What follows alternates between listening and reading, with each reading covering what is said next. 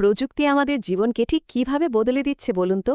এক ক্লিকে কেনাকাটা থেকে শুরু করে দেশের মহাকাশ জয়ের স্বপ্ন পর্যন্ত আজকে আমরা ঠিক এই ব্যাপারটাই দেখব, আমাদের সবার জীবনের সাথে জড়িয়ে থাকা এই ডিজিটাল দুনিয়ার গল্পটা। চলুন শুরু করা যাক।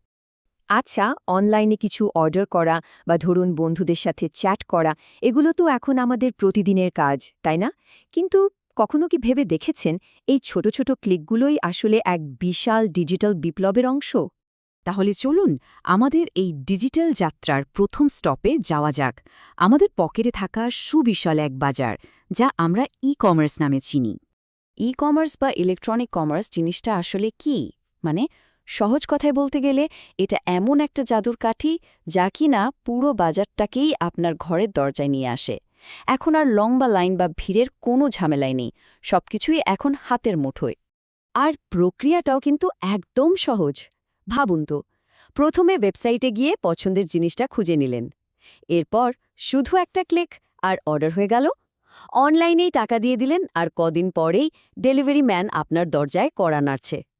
এভাবেই তো পুরো বাজার এখন আমাদের স্ক্রিনের ভেতরে। আর পেমেন্টের ব্যাপারটাও এখন একদম সহজ।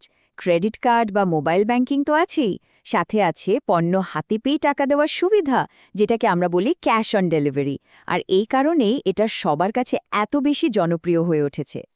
কেনাকাটার দুনিয়া তো দেখা হলো, এবার চলুন ঢু মারা যাক আমাদের ডিজিটাল আড্ডার জগতে, মানে যেখানে আমরা সবাই একে অপরের সাথে সবসময় যুক্ত থাকি।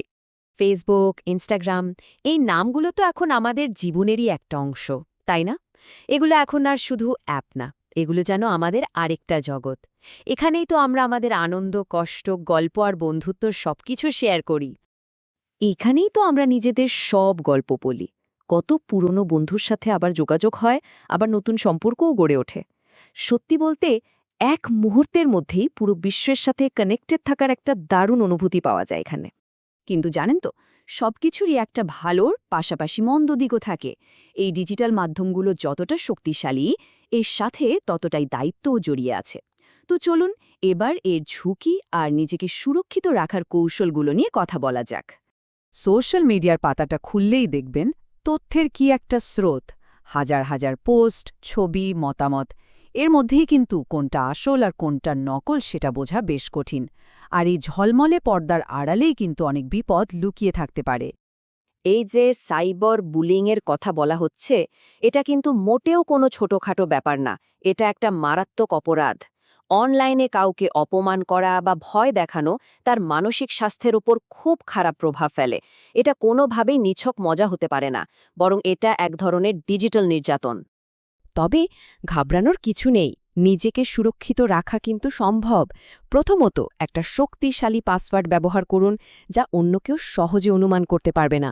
টু ফ্যাক্টর অথেন্টিকেশন চালু রাখুন, মানে পাসওয়ার্ড দেওয়ার পরেও আপনার ফোনে একটা কোড আসবে, সেটা দিয়ে লগ করতে হবে। কোনো অচেনা বা সন্দেহজনক লিঙ্কে একদম ক্লিক করবেন না।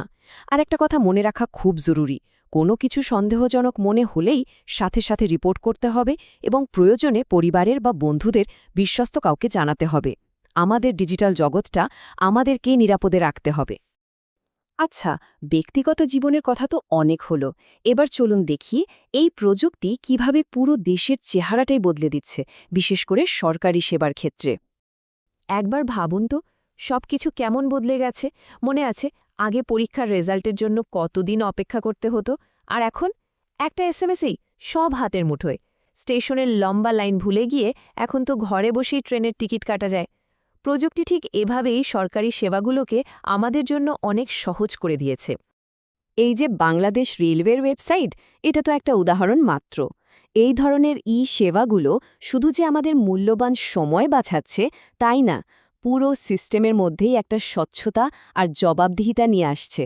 আর এটা একটা দেশের উন্নয়নের জন্য যে কতটা জরুরি তা তো আমরা সবাই জানি। এবার চলুন আমাদের আলোচনার একদম শেষ ধাপে।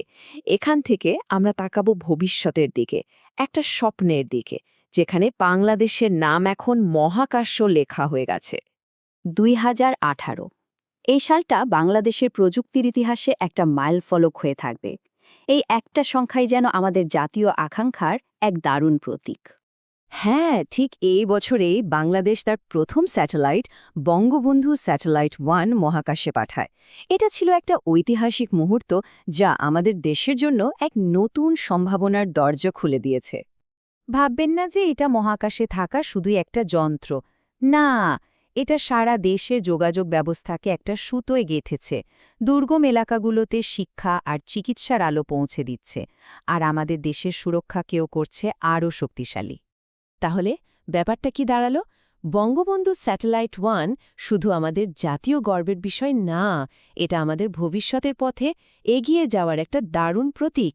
এটা প্রমাণ করে যে সঠিক পরিকল্পনা আর প্রযুক্তির ব্যবহারে যে কোনো স্বপ্নই সত্যি করা সম্ভব।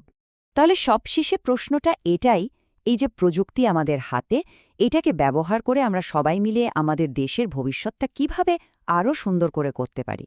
মনে রাখতে হবে, আমাদের প্রত্যেকটা ক্লিক, প্রত্যেকটা শেয়ার, এগুলো সবই কিন্তু সেই ভবিষ্যতের দিকে এক একটা পা ফেলা। ভবিষ্যৎটা কিন্তু আমাদের সবার হাতেই।